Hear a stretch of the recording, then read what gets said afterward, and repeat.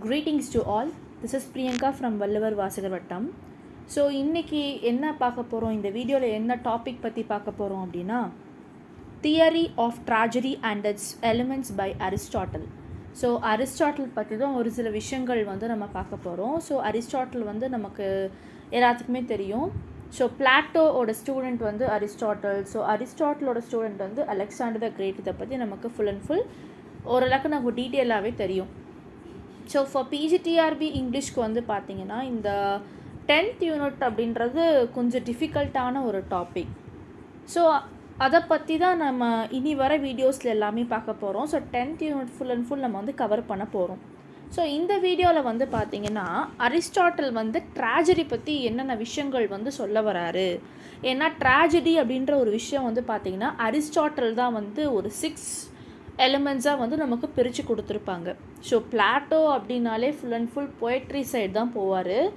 அவர் வந்து பார்த்திங்கன்னா nature orient poetry side தான் பிளாட்டோ வந்து என்றைக்குமே வந்து அவரோட போயம்ஸ் எல்லாமே எழுதியிருப்பார். பட் அரிஸ்டாட்டில் வந்து பார்த்திங்கன்னா different from Plato.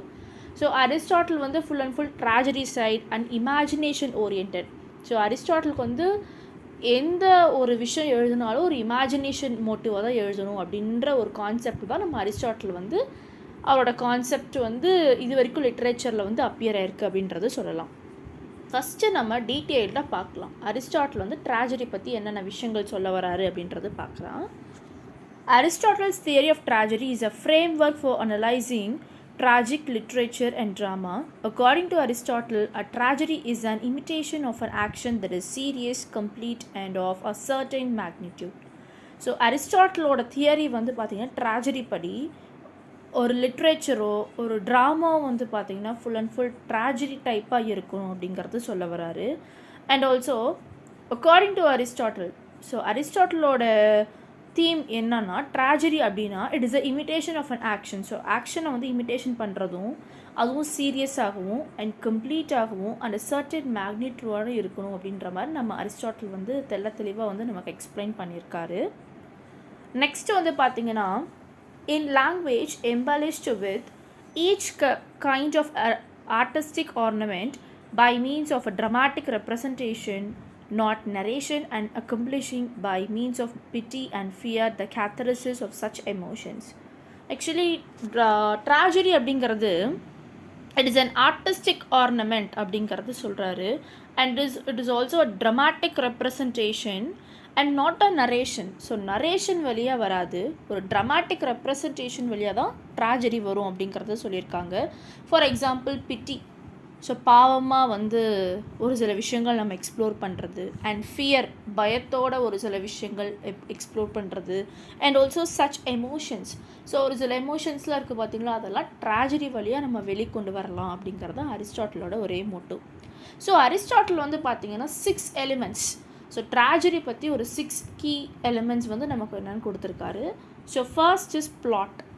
So plot அப்படிங்கிறது ஒரு மெயினான ஒரு திங். என்ன ஒரு டாபிக் நம்ம எடுத்தாலும் எந்த ஒரு கண்டென்ட்டுமே நம்ம க்ரியேட் பண்ணாலும் ஃபஸ்ட்டு வந்து நமக்கு தேர்ந்தெடுக்கிறது பிளாட் மட்டும்தான்.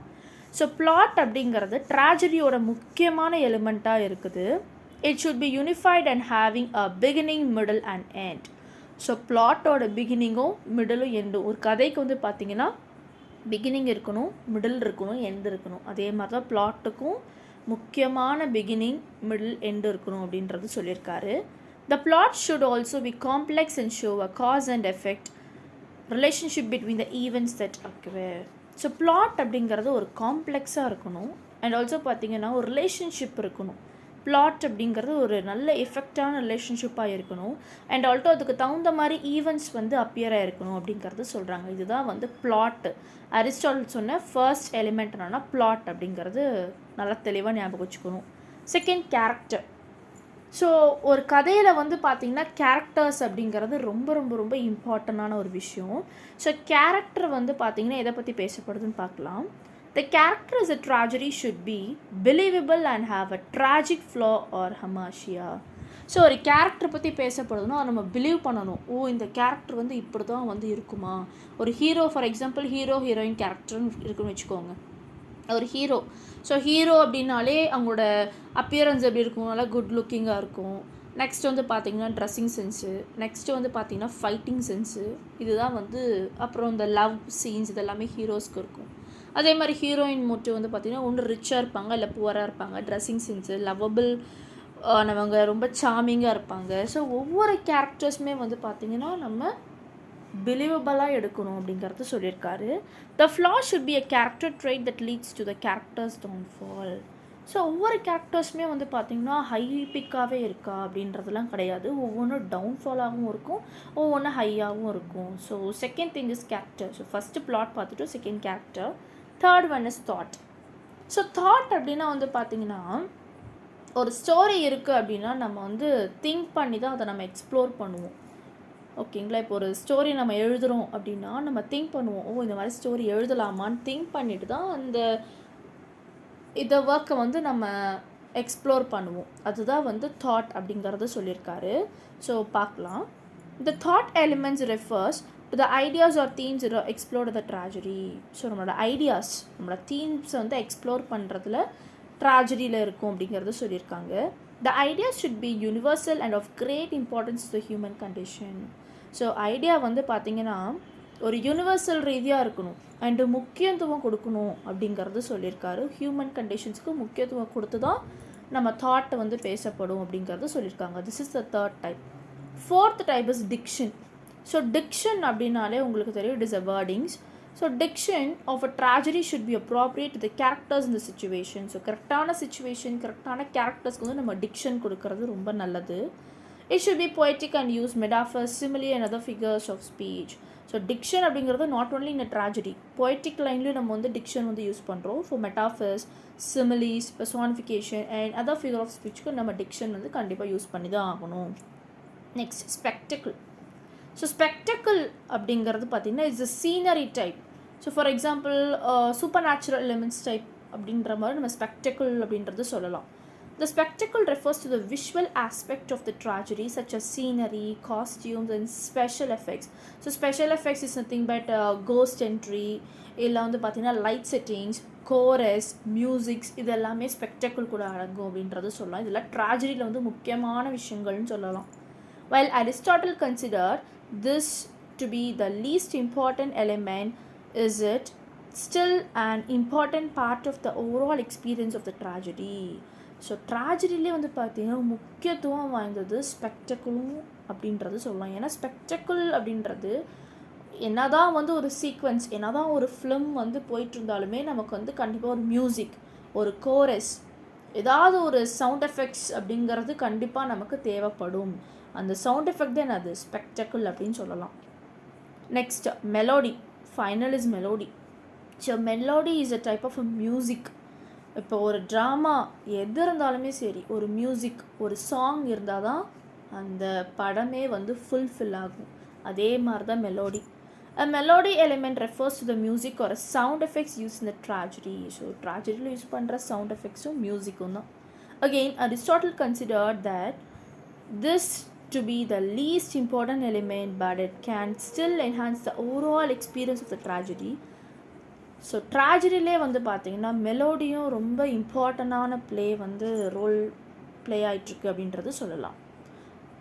By following these guidelines, according to Aristotle, a tragedy can achieve its goal of producing a catharsis in the audience, which is the release of emotions such as pity and fear.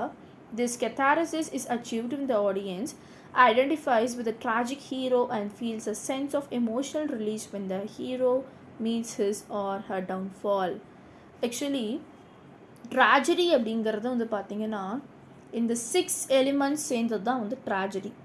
ஓகேங்களா? So plot, character, thought, diction, spectacle, melody, இது ஆறுமே வந்து சேர்ந்தது தான் என்னது tragedy அப்படிங்கிறது சொல்லப்படுது.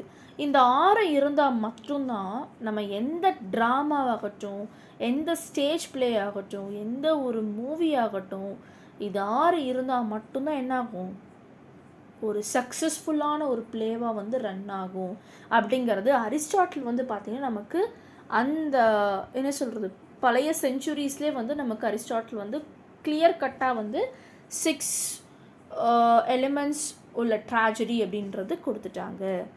So இந்த டாபிக்ஸ் வந்து பார்த்திங்கன்னா உங்களுக்கு ரொம்ப யூஸ்ஃபுல்லாக இருக்கும். நாட் ஒன்லி இன் பிஜிடிஆர்பிக்கு மட்டும் இல்லை, நெட் செட்டுக்கும் இந்த டாபிக்ஸ் எல்லாமே உங்களுக்கு ரொம்ப யூஸ்ஃபுல்லாக இருக்கும்.